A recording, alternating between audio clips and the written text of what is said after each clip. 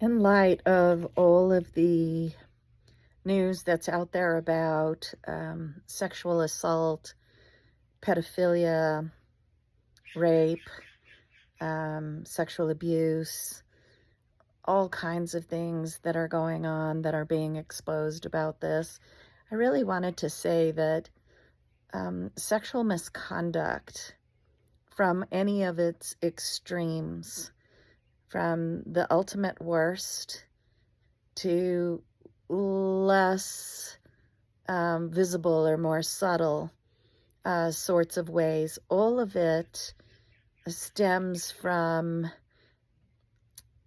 the darkness using and connecting to this force. This is a spiritual force. The sexual energy is a spiritual force. It's the creative life force. It creates life. And it is what assists us in creating and manifesting everything that is around us. And so when we are using that creative life force outside of the sacred, which it is meant only for the sacred. So understand that it is meant only for the sacred.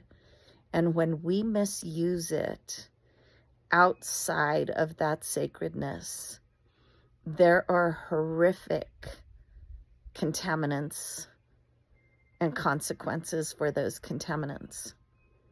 And so you often hear, and this is not a blame or a criticism, it's an awareness. You often hear men say, well, I'm just a man, and this is what men do, and this is how men behave. No, that is a strand of darkness that is inside one that needs to be pulled out. It is not sacred or holy.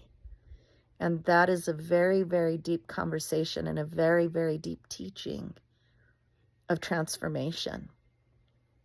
And these things that are coming out on the news with the assault of women or children is really a wake-up call for both men and women not to be loose with that energy, to be harnessing and containing that energy, and to know that that energy is sacred.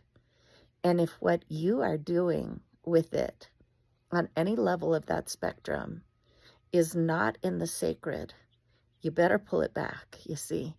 And that is an awareness that we have to create within ourselves to transform that energy. Both men and women, but more so the lust and it getting out of hand within a person, where a person thinks that they have the authority to project that onto another person without their consent. That is completely inappropriate. And for women, oftentimes it's really disgusting. And so it is something as men and women to come into and say, am I holding that sexual energy and all of the components in it in the sacred? If you are not, you have work to do there. And the exposures that are going on are going to continue to go on, and it needs to be cleaned out.